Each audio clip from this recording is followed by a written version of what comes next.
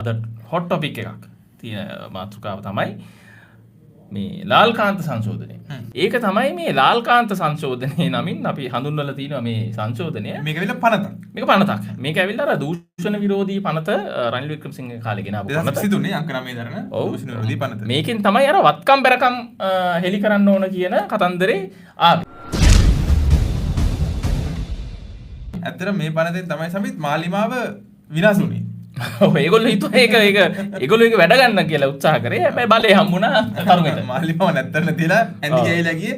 පනත තමයි මේක. ඉතින් දැන් මේගොල්ලෝ උත්සාහ කරනවා මේ දූෂණ විරෝධී පනත යටතේ තියෙන අර වත්කම් බැරකම් ප්‍රකාශ ප්‍රසිද්ධියටපත් කරන්න ඕන කියන තැනේදී මේ ප්‍රසිද්ධියටපත් කරන්න ඕන. හැබැයි ඒකට වංගු ගන්න උත්සාහ කරනවා. ඔව් අපි දැන් හැමදාම කියන වගේ සමිත් මාලිමාවේ නායකයෝ එදා ඉඳන්ම සමාජයට ජනතාවට පෙන්වමින් සිටියේ ඒගොල්ලෝ නිකන් පීඩිත පන්තියේ දුප්පත් පැල්පත්වල ජීවත් මහ පොළොවේ ඉන්න කන එහෙම ජයසාන්ත අයියගෙන් ඉල්ලගෙන කන ජනත් මේ නායකයෝ කියලා දැන් මේගොල්ලෝ පෙනී හිටියේ. ඒක බත් මුල්ල බිම දාගෙන කන එහෙම තමයි පෙනී හිටියේ. හැබැයි එහෙම නෙමෙයි මේගොල්ලොත් මහා ධන කුවේරයෝ ධනපතියෝ එහෙම කියලා හෙලි වෙන ගත්තේ මේ පනත යටතේ. මේ පනත යටතේ තමයි. ඉතින් මේ පනත නොතිබුණා නම් අදටත් ගමේ ගියාම වසන්තගේ කැබ් එකට කේක් දානවා මිනිස්සු වැරදිලා.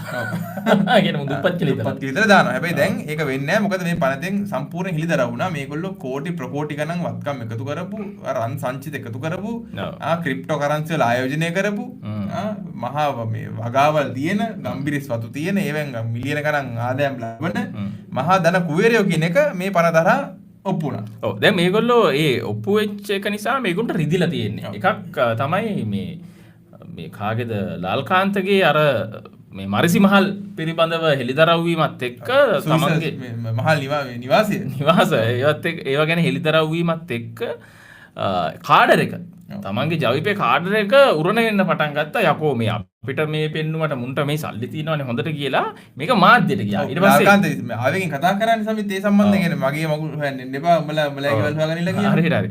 දැන් එතකොට ඇත්තට මේක තහවුරු කරගන්න විදියක් නැහැ. මේ සම්බන්ධයෙන් පැමිණිලිත් කරලා තියෙනවා. මේ සම්බන්ධයෙන් පරීක්ෂණයක් නැහැ. ඊට පස්සේ මේක හිරු මාධ්‍ය ජාලයෙන් මේක කිව්වට පස්සේ ලාල්කාන්ත හිරුවකට ලොකු ටෝක් දුන්නා.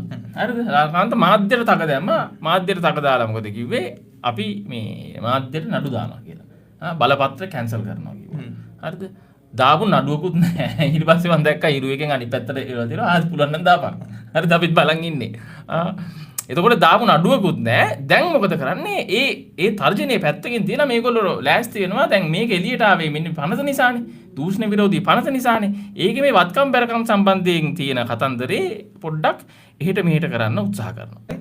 එතකොට මේ BBC නාලිකාව මේක යාත්‍රා පිළිගන්න නාලිකාව ඒක නිසා අපි ඒක උපුට ගන්න මොකද විවිධ නාලිකාවල් සම්බන්ධ වාර්තා කරලා තියෙනවා. නමුත් මේ පිළිගැනීමක් තියෙන එක සම්බන්ධයෙන් අපි කතා කරන්න එපයි.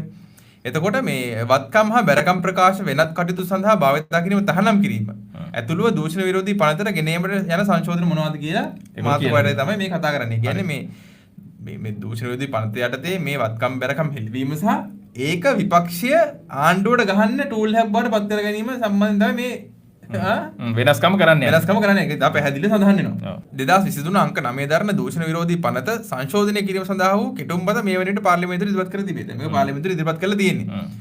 දෙකින් අර මිනිසුරුන්ගේ විශ්‍රාම වැය දීර්ඝ කිරීමේ කතන්දරේ එක පැත්තකින් යන ගමන් වැඩේ යටින් ගිහිල්ලා සද්ද නැතුව මේ ගේම ගහ ගන්නවා තමන්ගේ වත්කම් බැරකම්. මොකද දැන් ඊළඟ අවුරුදු තුනට හම්බ කරගන්න ඕනේ. මොකද ඊළඟ මැතිවරණයේදී නැවත වත්කම් බැරකම් ඉදිරිපත් කරන්න බෑ. එතකොට දැන් මේ කාලේ හම්බ කරගත්ත ඒවා ඒකට දාන්න වෙනවා. ඒ දාගත්තාම ඒක මිනිස්සු දැනගත්තොත් එහෙම මාර ප්‍රශ්නයක්. ඒ නිසා මිනිස්සු දැනගන්න එක නවත්තන්න තමයි මේ වැඩේ කරන්නේ. හරි. එතකොට වත්කම් හා බැරකම් ප්‍රකාශ වෙනත් කටයුතු සඳහා භාවිතය තහනම් කිරීම සහ පනතේ අප ලබා දීම සඳහා වූ වගන්ති තව නව සංශෝධනයෙන් වෙනස් කර ඇත. හරි. දැන් තුනෙන් දෙකකුත් තියෙන වෙලාවේ මේක සම්මත කරලා ඒ කියන්නේ මේ වත්කම් බැරකම් සම්බන්ධ හම්බෙන දඩුවම් අප ගන්න බැරි කතන්දර වෙනස් කරලා තියාගත්තාම කවදාද මුන් ඉරේ කියන් පස්සේ අප ගන්න තමයි මේ වැඩේ කරන්නේ.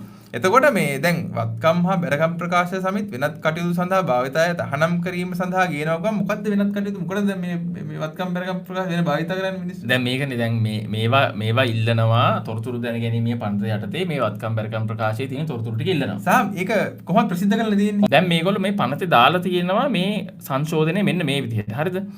ඔන්න ඩවුන්ලෝඩ් අපි ගිය පාර ඩවුන්ලෝඩ් කරා මේ ඔක්කොම. දැන් මේවා දෙන්නේ නැහනේ. මෙන්න මේව දාලා තියෙනවා. වෙනත් යම් තැනැත්තෙකුගේ වත්කම් සහ බැරකම් ප්‍රකාශයක සංස්කරණය ලද පිටපතක් ලබා ගන්නා තැනැත්තෙකු විසින්. ඒ කියන්නේ සියාබොක්කකින් දෙන්නේ එහෙම නැත්නම් දූෂණ මොකද්ද අල්ලස්වා දූෂණයකින් දෙන්නේ තමන්ගේ පුද්ගලික ඒවා අයින් කළ යුතු ඒවා අයින් කරලා තමයි දෙන්නේ. හරිද? එතකොට මේක ගන්න පුළුවන් ඕන කෙනෙක්ට. වත්කම් බැරකම් ප්‍රකාශයක සංස්කරණය කළ පිටපතක්.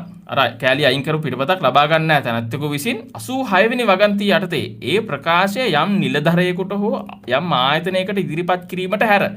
ඒ කියන්නේ ආපහු අපි ඒක අරගෙන පැමිණිල්ලක් දාන්න හරි මොකක් හරි ඒකට විතරයි පාවිච්චි කරන්න පොලිසියට දෙන්න හරි විතරයි පාවිච්චි කරන්න පුළුවන්. වෙනත් යම් කාර්යයකට කී ප්‍රකාශය භාවිතා කරනු නොලැබිය යුතුය. මීඩියාවකට දෙන්න බෑ. සෝෂල් මීඩියා ඇතුලේ මේක අර සාකච්ඡා කරන්න බෑ. මිනිස්සු අතරේ සංවාද කරන්න බෑ. දාලා මේක ඇත්තද කියලා අහන්න බෑ. කියන්නේ එළියේ මිනිස්සුන්ට මේක බලන්න බෑ. ඇත්තට කිව්වොත්. හරිද? හෙලිදරව් වීම වළක්වනවා. හෙලිදරව් වීම වළක්වනවා. ඊට පස්සේ භාවිතා කරනු නොලැබිය යුතුය. ඊට පස්සේ ආයන්න යටතේ යාපව් දෙනවා. වෙනත් යම් තැනැත්තෙකුගේ වත්කම් හෝ බැරකම් ප්‍රකාශයක සංස්කරණය කරන ලද පිටපතක. ඒ කියන්නේ ඒගොල්ලෝ අපිට දීපු පිටපත. ඔය සංස්කරණය කරන ලද පිටපත කියන්නේ එකී තැනැත්තාගේ රහස්‍යභාවය උල්ලංඝනය කරමින් ප්‍රසිද්ධ කරාට පස්සේ මොකද තියෙන රහස්‍යභාවය? වත්කම් බැරකම් ප්‍රසිද්ධ කරනවා. මොකද රහස්‍යභාවය ඊට පස්සේ රහස්‍යභාවය උල්ලංඝනය කරමින් වෙනත් යම් තැනැත්තෙකු විසින් භාවිත කරයි නම් දැන් මේක අපි ප්‍රෝග්‍රෑම් එකකට ගිහිල්ලා මෙන්න මෙයා බලන්න මෙයා වත්කම් වල මේව සඳහන් කරලා තියෙනවා. කොහොමද මේ උපයාගත්තේ කියලා ප්‍රෝග්‍රෑම් එකේදී අහනවා. දැන් අහන්න බෑ. හරිද? ඇහුවොත් එහෙම කරොත් යම් තැනැත්තෙකු විසින් භාවිත කරයි නම් එකී තැනැත්තා විසින් වරදක් සිදු කරනු ලබන අතර මහේස්ත්‍රාත්වරයෙකු විසින් පනවනු ලබන නඩු විභාගයකින් පසුව වරදකරු කරනු ලැබීමේදී රුපියල් ලක්ෂයක දඩයකුත් ගහනවා. ලක්ෂයක් නොඉක්මන දඩයකුත් ගහනවා. ඔන්න වැඩේ. දැන් ඇයි මේක ආවේ? මේක ආවේ ලාල්කාන්තව ප්‍රශ්න කරපු නිසා. මේක ආවේ විජිත හේරත්ව ප්‍රශ්න කරපු නිසා. මේක ආවේ අර මේ කොයිද හේව කියලා ප්‍රශ්න කරපු නිසා. නෑ කොයින්ද කොටලු මංගල්ලින් කිව්වනේ සල්ලි හොයාගත්තේ. සමන්ත විද්‍යාරත්නක රන් සංචිත ගැන හොයපු නිසා. මේ වසන්තල්ලා ගැන ක්‍රිප්ටෝ ගැන හොයපු නිසා. ඒගොල්ලෝගේ දේපල ගැන හොයපු නිසා. ඒගොල්ලෝ කෝටි ගණන් සල්ලි එකතු කරලා කියලා මිනිස්සු දැනගත්ත නිසා. අන්න ඒක නිසා මේගොල්ලෝ මේකට සංශෝධන කියනවා දැන්. ඇයි මේ ජනතාවගේ ආණ්ඩුවක් ජනතාවට ඕන නිසාද මේ කියන්නේ? නෑ. තමන්ගේ වත්කම් බැරකම් ටික ඊළඟ අවුරුදු ටිකට වහගන්න. හම්බ කරන එක මිනිස්සු දැනගන්න එක නවත්තන්න. ආයි වත්කම් බැරකම් ප්‍රකාශ ඡන්දෙ ඉදිරිපත් කරපුවම ආයි පරණ මතකයන් මතක් වෙන්න පටන් ගන්නවා. එතකොට මුන්ගේ වැඩේ කරගන්න බෑ. දැන් මේක ලොකු බාධාවක් උන්ට. දැන් උන්ට හිසරද නින්දන්නේ නැහැ. හරි දැන් මේ පනත ඉක්මනට මේ බලේ තියෙනලා වෙනස් කරගෙන ඊළඟ ඡන්දෙට සියලු දේවල් වහගෙන තමයි ආයි අර හිඟන සූට් යන යන තමයි try එක දෙන්නේ.